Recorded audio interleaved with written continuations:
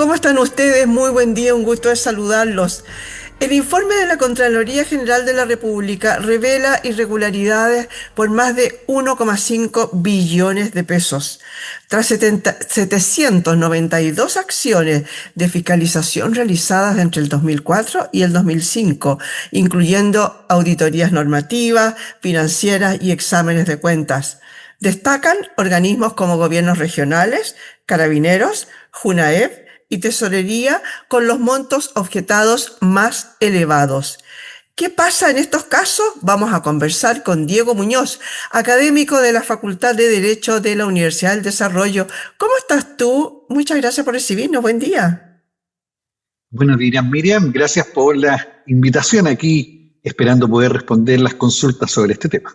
Sí, mira, lo que pasa es que, a ver, este informe se hace todos los años, tengo entendido, y se entrega en junio precisamente a los parlamentarios. ¿Por qué este ha causado tanto revuelo? Es porque se suma el llamado de los casos convenio, de las fundaciones, de las licencias médicas para salir de vacaciones, etcétera. Cuéntame, porque todos los años tengo entendido que se hace, ¿o no? Sí, lo que pasa es que, a ver, hay un informe macro que se plantea en estos casos que realiza la Contraloría de manera periódica, anualmente. Lo que pasa es que este se diferencia de otros porque cambia el criterio, ¿ya? En primer lugar, cambia los criterios respecto de lo que se informa y obviamente da un total, un monto que a cualquier persona en realidad obviamente le sorprende. Y además que hay que recordar que la Contraloría tiene una misión que es controlar. ¿Controlar qué cosa? El gasto público.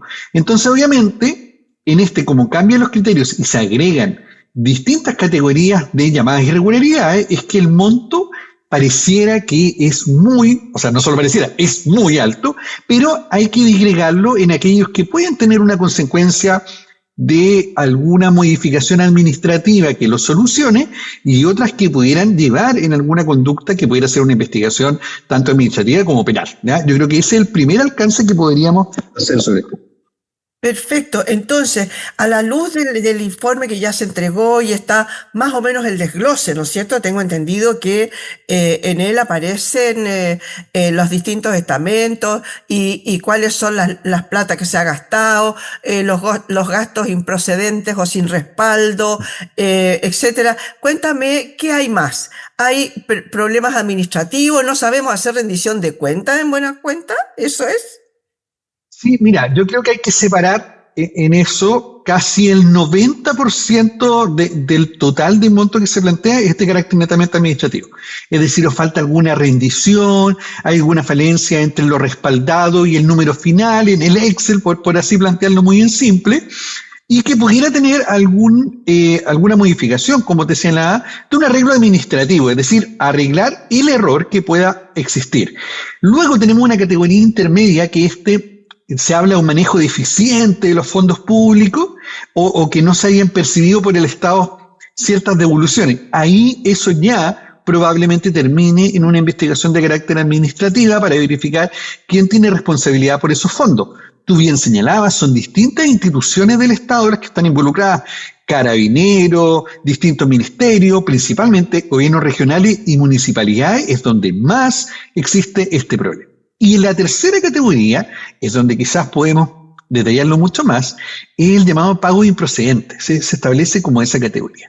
Y ahí eso es y puede terminar muy probablemente en alguna investigación penal, porque obviamente ahí estamos hablando de pagos que no debieron haber sido realizados en ningún caso, y podríamos hablar de fraude al fisco, malversación de fondos públicos y otros temas en general. Pero lo primero que te diría, habría que separar en estas tres categorías, y en esta última final es probablemente donde tengamos más adelante algunas consecuencias que se van a ir conociendo en particular. Y ojo con el detalle, porque en las municipalidades es donde tenemos el mayor problema asociado a la cantidad de recursos en que pueden estar de carácter de pago improcedente.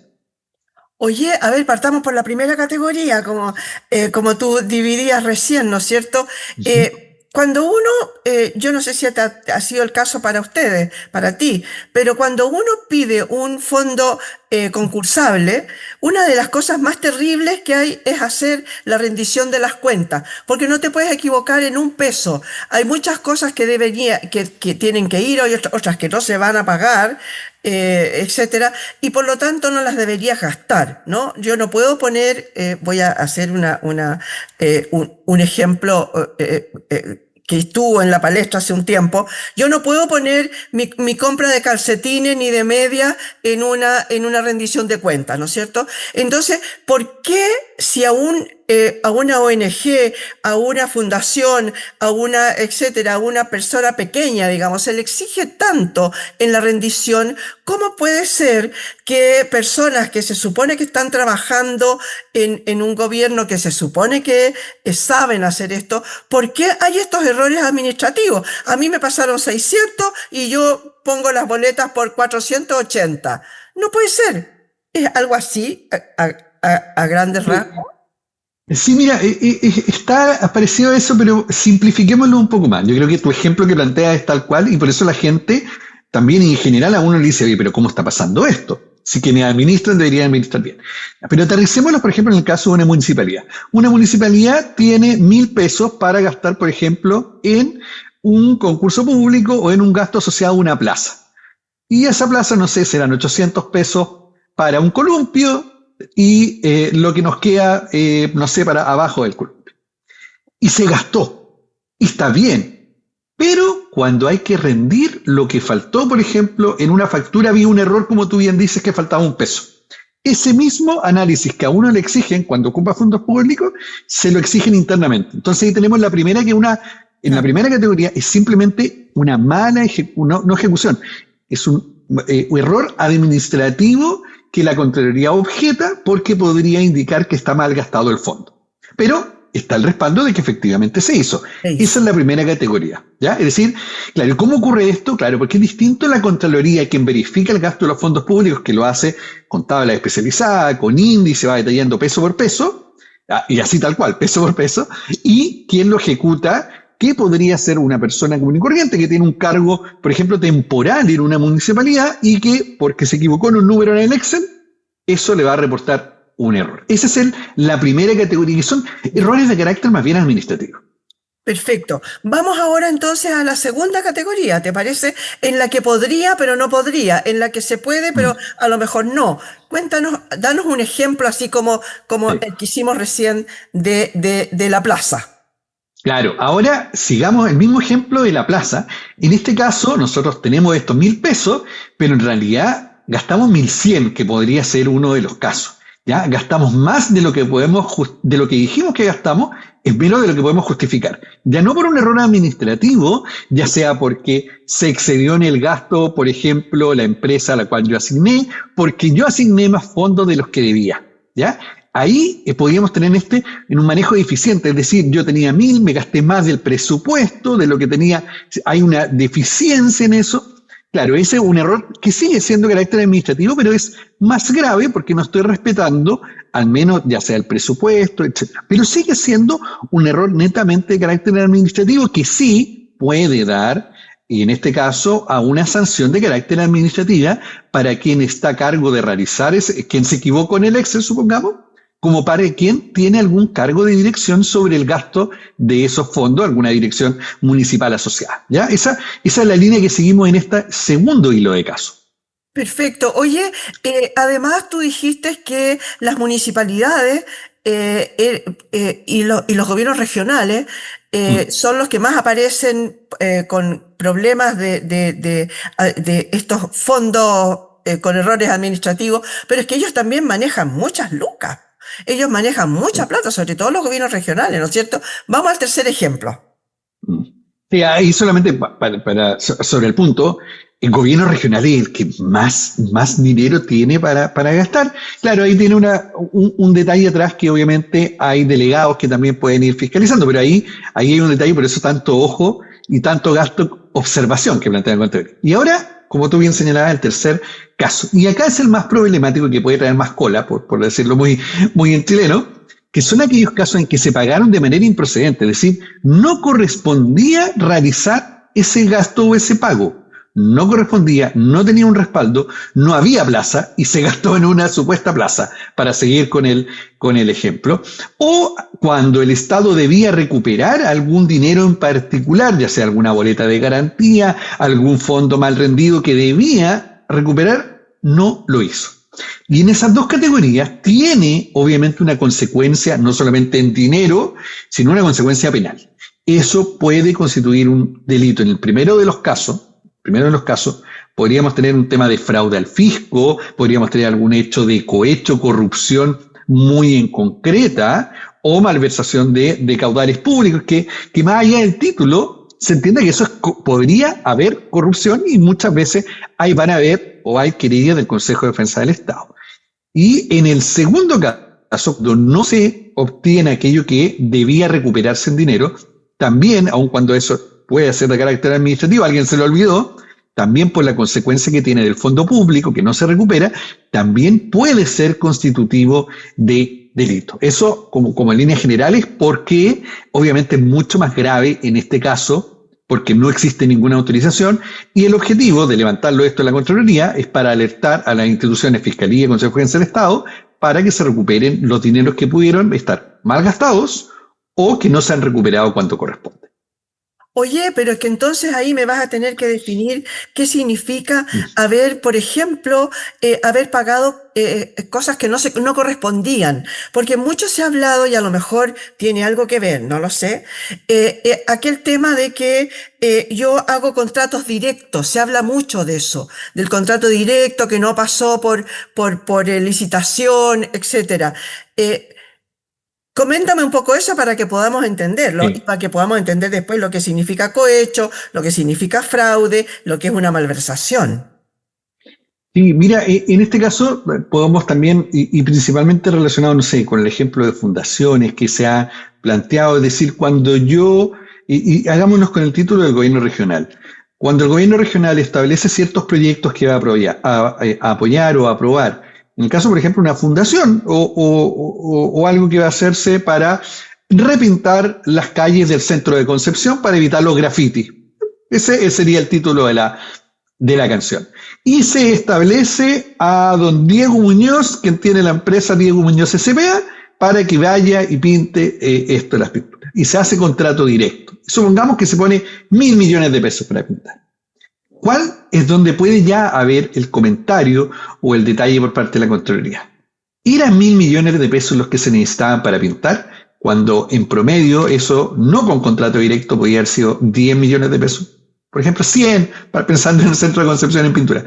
Pero en ese nivel de superior gasto, cuidado, porque eso puede ser un índice de corrupción, y especialmente porque lo que tú señalabas, es muy peligroso el trato directo. Obviamente esto está establecido para casos de urgencia, pero cuando tú puedes licitar algo o establecer condiciones, es muy complejo.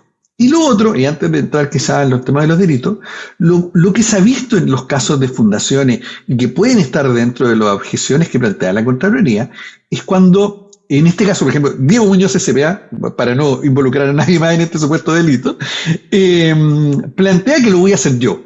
Y yo cobré 1.000 millones de pesos. Pero en realidad me dejo 100 para mí, o sea, me dejo 900 para mí y le pago 100 a otra empresa que lo va a hacer por mí.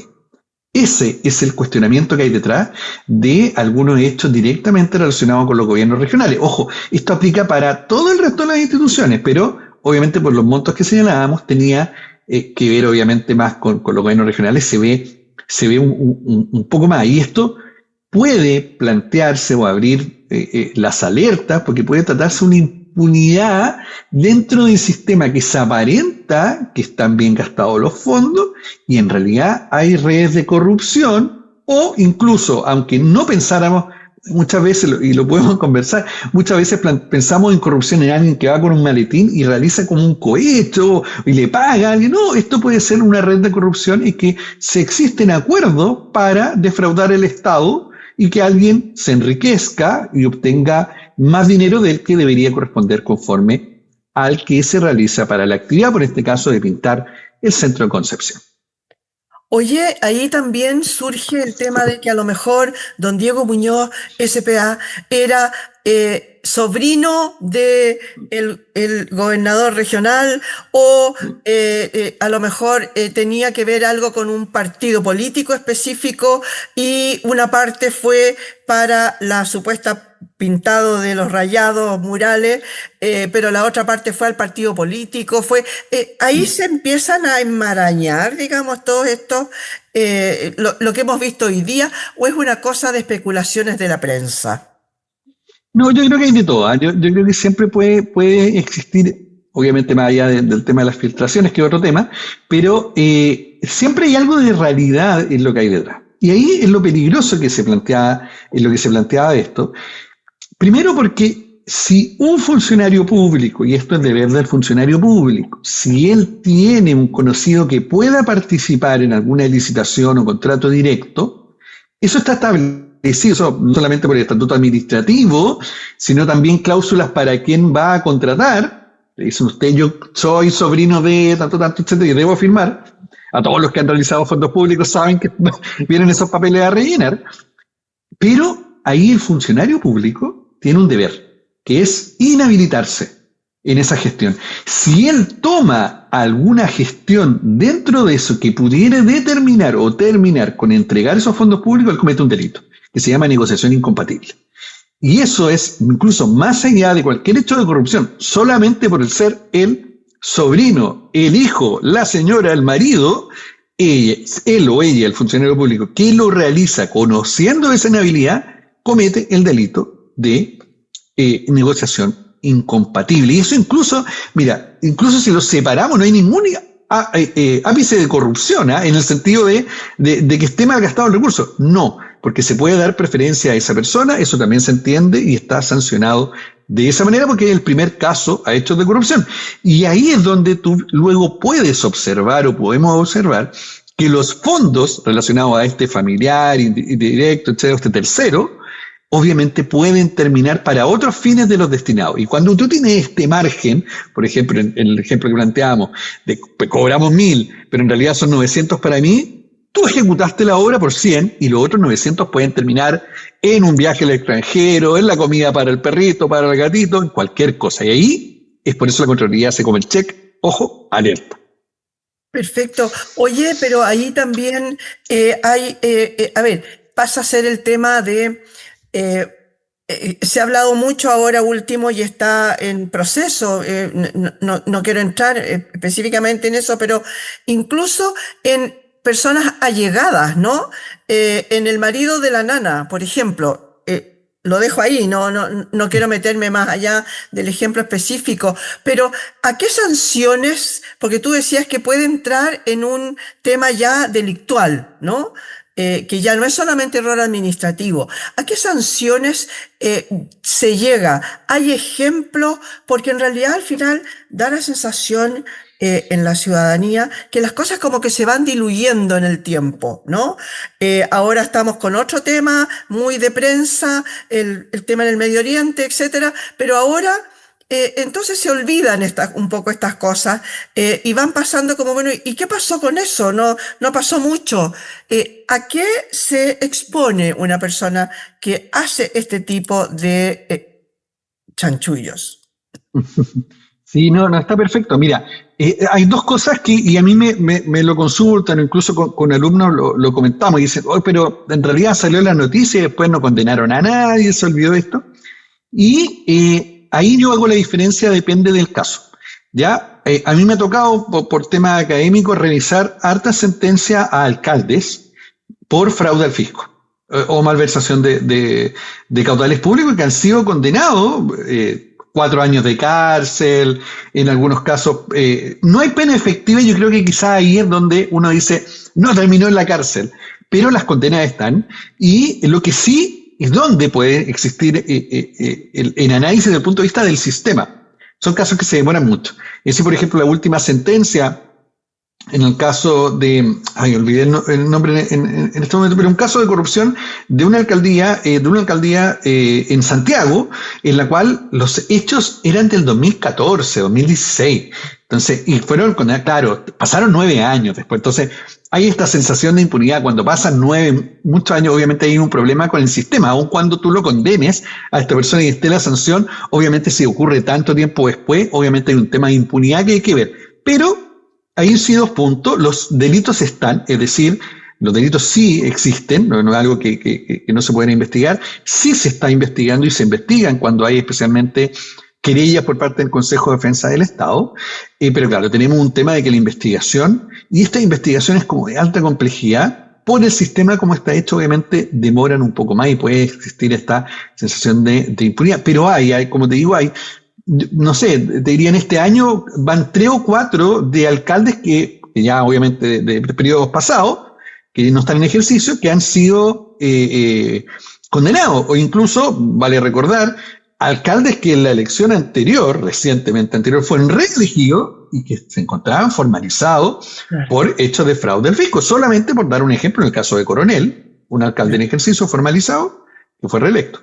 Oye, ahí nos escapamos un poco del tema, pero eso la ley lo permite, obviamente, si no, no estaría reelecto, ¿no? Haberse presentado Sí. de nuevo a elecciones, ¿no? Así es, por ejemplo, en el caso de cualquiera de los análisis de la Contraloría, supongamos que terminaron en alguna investigación penal, se presenta al Consejo de Defensa del Estado, solamente va a haber la inhabilidad cuando llegue el hecho posterior de la condena. Con la condena, que es una pena, conlleva la inhabilidad, la pérdida del cargo público, no así la simple formalización. La simple formalización, que es un acto administrativo por el cual la Fiscalía comunica que se está investigando, no conlleva de manera directa la suspensión del cargo o la inhabilidad. Recordemos incluso casos públicos que también los alcaldes todavía estaban en ejercicio y solamente fueron removidos cuando pasó cierto tiempo por abandono de deberes y no poder concurrir a la municipalidad, pero en general no conlleva la inhabilidad sino hasta la condena. Perfecto. Oye, volvamos un poquito para atrás en cuanto a, por ejemplo, el hecho de no poder hacer un trato directo, un contrato directo. Tú dices que solamente para emergencias, para cosas que son como súper rápidas, etcétera, y hay que fijarse mucho a quién se le otorga eso. Pero también se ha visto que hay licitaciones y de repente aparece una licitación, no sé, voy a decir, 5 oferentes y no se elige ni al más barato, ni al que le da más calidad, sino que se elige al cuarto o al quinto. Con anda a saber tú qué explicación, digamos, con qué fundamento. Eso también está sucediendo. Sí, eso es general y también asociado a municipalidades o GORES, que esto ocurre. Ahora, no existe un criterio de manera directa que tiene que ser el más barato, existe un criterio orientativo de cuál es la licitación que yo debiese preferir y ahí obviamente se hace la valoración de el monto, la experiencia, eso es lo que debería ocurrir. ¿Dónde puede haber el problema? Es que finalmente es un tema de que puede finalmente decidir la autoridad. En ese caso. Independiente de la valoración, yo voy a elegir al 3 o al 4, como tú planteas. ¿Cuál es la salvaguarda de eso? Es que los otros que perdieron, entre comillas, la licitación, podrían presentar algún recurso frente al mismo Estado para efecto que la central de licitaciones lo revise, se verifique, lo revise Contraloría también, o presente alguna acción, como también ocurre, del llamado corrupción entre particulares, es decir, a quien oferente que ha sido como licitante, que está licitando en esto, y que se ha visto perjudicado por la acción de un tercero, una corrupción entre particulares o en esta licitación. Pero también es parte de los hechos que ocurren, porque si bien, como señalábamos, puede ser un tema de criterio la licitación directa, el contrato directo, en las licitaciones también, echa la ley y echa la trampa, en Chile tenemos, también puede haber este criterio, pero en eso yo creo, y ahí al menos hay distintas salvaguardas, no solo la Contraloría, en que ahí está algo más controlado. ¿Sí? ¿Dónde es que puede relacionado con esto en el gasto público? Son en proyectos, ¿ya? Que no es una licitación en general, sino yo voy a asignar un proyecto a tal fundación, a tal organización, y en general Por ejemplo, mira, sigamos el ejemplo de la pintura en el centro de Santiago, en el centro de Concepción de La Serena, y en realidad no costaba ya, ahora solo me podían quedar 10 millones de pesos. Bueno, el 10%, pero ahí es donde está el detalle, o el cuestionamiento en general. Y esto ocurrió así siempre, yo creo que ahora se ha puesto el foco, en que no se cuestionaba la pasada que podía ser quien estaba a cargo de realizar el programa, gestión encargada por el Estado, a través de sus distintas instituciones. Y ahí siempre eso pudo ser cuestionado por la Contraloría o incluso por la Fiscalía, que es la tesis de la Fiscalía actualmente, que eso monto es delito, lo que yo me dejo para el bolsillo y no estoy ejecutando. Y ahí es donde podemos tener un problema desde dos puntos de vista, para aterrizarlo como en el caso de la Contraloría y el delito. El primero respecto del particular que está realizando, que puede ser objeto de un delito también respecto de fraude al fisco y otro, pero también para el funcionario público. Porque el funcionario público ahí tiene dos labores. La primera es correctamente asignar los fondos públicos para que los realice alguna institución, pero el segundo es cobrarlos. Y ahí es donde venía el segundo caso de estos criterios, es decir, usted tiene que verificar, aplicar las multas en los casos, aplicar las garantías que tuviera que requerir en el caso de algún incumplimiento. Eso también es labor y muchas veces no se revisan los gastos improcedentes que, como tú señalabas en el ejemplo, de repente a algunos particulares o un gasto más chico se le exige hasta el boleto de la micro que se gastó para poder señalar de que se realizó el gasto asociado. Perfecto. Oye, no vamos a alcanzar a hablar también de que una de las cosas que se detectó es que había cambios, modificaciones en los contratos que no habían sido autorizados.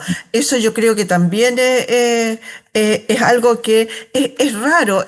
O sea, uno se la puede explicar a lo mejor políticamente, ¿no?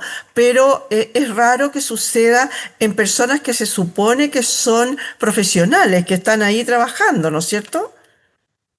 Sí, y ahí tú ves que esto es un problema sistemático, ha ocurrido en las distintas gobernaciones e instituciones de distintos ámbitos políticos, y ahí uno sospecha que puede terminar en qué cosa, capaz de estos fondos, pero sí el detalle de los cambios. Se asigna un contrato para tal cosa y obviamente el Estado o el sistema permite que ante alguna eventualidad tú pudieras solicitar, hubo algún cambio espectacular de costo en los recursos asociados, pero de repente sin fundamento que se autoricen cambios y hay dos detalles, ¿eh? Porque también puede ocurrir un tema administrativo, estaban los antecedentes y al funcionario público los dejó de lado, no los pescó, no los agregó, pero también puede existir que no hay antecedentes que hubiesen permitido realizar este cambio, se realiza y eso puede generar un incremento en el monto y que luego se utiliza para hechos que no corresponden al que buscaba financiar.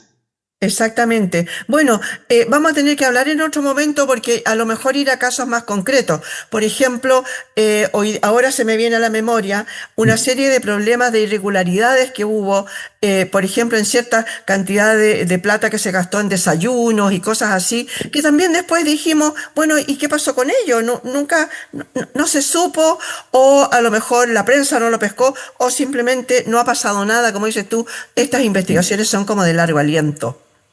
Sí, desayuno, viajes, peluches, yo creo que hay harto ahí para revisar caso a caso. Al menos lo bueno, y como mirando el vaso medio lleno, que se detecte por Contraloría, más allá que luego se aterrice en que puede ser el 1% de lo que se detectó, bueno, ese 1%, al menos que se revise y verifique, nos debería dar una sensación de tranquilidad porque al menos se está investigando o revisando. Exactamente, le tenemos que dar las gracias a la nueva Contralora, parece, porque en realidad parece que está haciendo bien su pega, ¿no? Así es, así hay que ver, obviamente, como te digo, se cambia un criterio, mientras sea para transparencia, me parece que los cambios siempre van a ser buenos para todos. Obvio que sí. Muchas gracias, Diego, por haber estado hoy día con nosotros. No, gracias a ti, Miriam, por la invitación y cuando gusten, encantado de poder participar. Genial. Le damos las gracias a Diego Muñoz. Él es académico de la Facultad de Derecho de la Universidad del Desarrollo y conversábamos sobre este tema tan candente que está hoy día, ¿no? El tema del informe de la Contraloría, que no dejó títere con cabeza en realidad. En todas partes se encontró, no sabemos todavía si es corrupción o no, a lo mejor en uno, como es tan lento, nos comentaba él, a lo mejor en, no sé, 5, 6 o 10 años más vamos a ir sabiendo las resoluciones que se tomaron. Muchas gracias por haber estado hoy día en este punto de encuentro.